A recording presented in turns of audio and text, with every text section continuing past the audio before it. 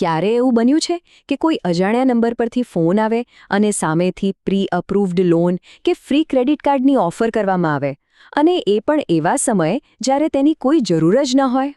અને જરા યાદ કરો, છેલ્લે ક્યારે કોઈ એપ ડાઉનલોડ કરતી વખતે લાંબી શરતો વાંચ્યા વગર જ સીધા આઈ અગ્રી એટલે કે હું સંમત છું બટન પર ક્લિક કરી દીધું હતું? આપણે બધા આવું કરીએ છીએ, ખરું ને? લાંબા સમયથી એવું જ લાગતું હતું કે આપણો પર્સનલ ડેટા, આપણી ઓનલાઈન ઓળખ જાણે કે ખુલ્લી પડી છે. પણ હવે આખરે આ બધું બદલાઈ રહ્યું છે. ભારતના ડિજિટલ જગતમાં એક મોટો ફેરફાર આવી રહ્યો છે. તો આ બદલાવ શું છે? ચાલો, ભારતના ઇન્ટરનેટ માટેની આ નવી નિયમ પુસ્તિકાને સમજીએ. આ છે digital personal data protection act, ટૂંકમાં DPDP એક્ટ. તો આ કાયદો છે શું? સરળ શબ્દોમાં કહીએ તો આ એક એવો કાયદો છે જે નક્કી કરે છે કે નાગરિકોનો પર્સનલ ડેટા કેવી રીતે વાપરી શકાશે. આ કાયદો વ્યક્તિઓને તેમના ડેટા પર અધિકાર આપે છે અને કંપનીઓની જવાબદારીઓ નક્કી કરે છે. આ કાયદાને સમજવા માટે કોઈ લાંબા ચોડા કાનૂની શબ્દોમાં પડવાની જરૂર નથી. ચાલો આખી વાતને બે મુખ્ય પાત્રો દ્વારા સમજીએ, જેનાથી આ નવી ડિજિટલ દુનિયાની ભૂમિકા સ્પષ્ટ થઈ જશે. તો પહેલું પાત્ર છે ડેટા પ્રિન્સિપલ. આ એટલે દેશનો દરેક નાગરિક જેનો ડેટા છે. અને બીજું પાત્ર છે ડેટા ફિડ્યુશિયરી. આ એટલે કોઈપણ કંપની કે સંસ્થા, જેમ કે કોઈ એપ, બેંક કે પછી સોશિયલ મીડિયા પ્લેટફોર્મ, જે નક્કી કરે છે કે ડેટાનો ઉપયોગ શા માટે અને કેવી રીતે કરવો. તો આ કાયદાથી નાગરિકોને શું મળ્યું? સૌથી મોટી વાત એ છે કે હવે કોઈપણ વ્યક્તિ માત્ર એક પેસિવ યુઝર નથી. હવે પોતાની માહિતી પર પોતાનું નિયંત્રણ અને અધિકાર છે. આ કાયદો દરેક ડેટા પ્રિન્સિપલને 3 મુખ્ય અધિકારો આપે છે. આને એક રીતે ડિજિટલ દુનિયાના નવા સુપર પાવર પણ કહી શકાય. પહેલો અધિકાર છે માહિતીનો. હવે કોઈપણ વ્યક્તિ કોઈપણ કંપનીને પૂછી શકે છે કે તમારી પાસે મારો કયો ડેટા છે અને તમે કોની સાથે શેર કર્યો છે, અને કંપનીએ એનો જવાબ આપવો જ પડશે. હવે કોઈ ગુપ્તતા નહીં ચાલે. બીજો અધિકાર છે સુધારણા અને ભૂંસી નાખવાનો. મતલબ કે જો કોઈ માહિતી ખોટી હોય તો તેને સુધારવા માટે કહી શકાય. અને સૌથી અગત્યનું, જો કોઈ એપ કે સેવાનો ઉપયોગ બંધ કરી દેવામાં આવે તો કંપનીને પોતાનો ડેટા સંપૂર્ણપણે ડિલીટ કરવા માટે પણ કહી શકાય છે. અને ત્રીજો ખૂબ જ મહત્વનો અધિકાર છે ફરિયાદ નિવારણનો. જો કોઈ કંપની વિનંતીને ન માને અથવા અવગણે તો તેની ફરિયાદ કરી શકાય છે. અને આ માટે ભારતના ડેટા પ્રોટેક્શન બોર્ડની રચના કરવામાં આવી છે, જ્યાં આ મુદ્દો લઈ જઈ શકાય છે. તો આ વાત થઈ નાગરિકોના અધિકારોની. પણ જ્યાં અધિકાર હોય ત્યાં જવાબદારી પણ આવે, ખાસ કરીને વ્યવસાયો માટે.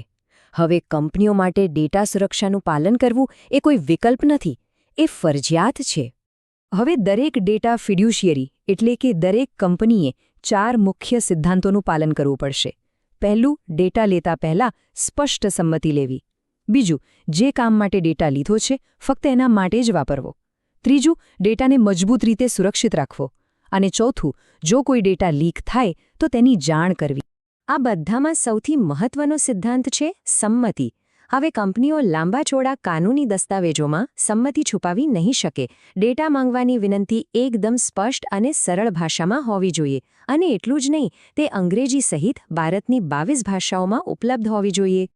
હવે આ હેતુની મર્યાદા શું છે? ચાલો એક ઉદાહરણથી સમજીએ. ધારો કે કોઈએ પિઝા ડિલિવરી માટે પોતાનો ફોન નંબર આપ્યો, તો પછી એ જ કંપની તે નંબરનો ઉપયોગ વીમો વેચવા માટે ન કરી શકે. જે કામ માટે ડેટા લીધો, બસ એ જ કામ માટે વાપરવાનો. અને ડેટા સુરક્ષાનું શું? હવે કંપનીઓએ એન્ક્રિપ્શન જેવી ટેકનોલોજીનો ઉપયોગ કરીને ડેટાને સુરક્ષિત રાખવું પડશે.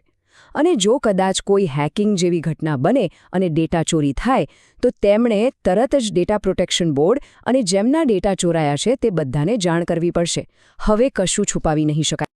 અને જો કોઈ કંપની આ નિયમોનું પાલન ન કરે તો દંડની રકમ પણ નાની સૂની નથી. ડેટા સુરક્ષિત રાખવામાં નિષ્ફળ રહેવા બદલ 250 કરોડ રૂપિયા સુધીનો દંડ થઈ શકે છે. આ આંકડો જ બતાવે છે કે આ કાયદો કેટલો ગંભીર છે. તો આ બધી વાતો પરથી એ સવાલ થાય કે આ કાયદો આપણા ડિજિટલ ભવિષ્યને કેવી રીતે બદલશે? જુઓ, આ માત્ર થોડા નિયમો નથી, આ એક નવા યુગની શરૂઆત છે. આ કાયદો તબક્કાવાર રીતે લાગુ થઈ રહ્યો છે. ઓગસ્ટ 2023માં એક્ટ પાસ થયો અને નવેમ્બર 2025 સુધીમાં તેના નિયમો પણ સૂચિત થઈ ગયા છે. પણ સૌથી રસપ્રદ વાત તો ભવિષ્યમાં છે. સંમતિ મેનેજર્સનો ઉદય. એ પણ જાણવું જરૂરી છે કે જે મોટી કંપનીઓ છે, જેમને મહત્વપૂર્ણ ડેટા ફિડ્યુશરી કહેવામાં આવે છે, તેમના પર તો આનાથી પણ વધુ કડક નિયમો લાગુ પડશે. તેમણે ભારતમાં જ એક ડેટા પ્રોટેક્શન ઓફિસરની નિમણૂક કરવી પડશે અને નિયમિત ઓડિટ પણ કરાવવું પડશે. તો આ સંમતિ મેનેજર્સ શું છે?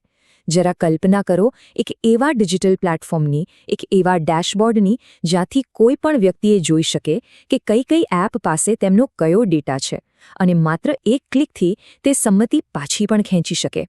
આ જ છે પર્સનલ ડેટા પ્રોટેક્શનનું ભવિષ્ય.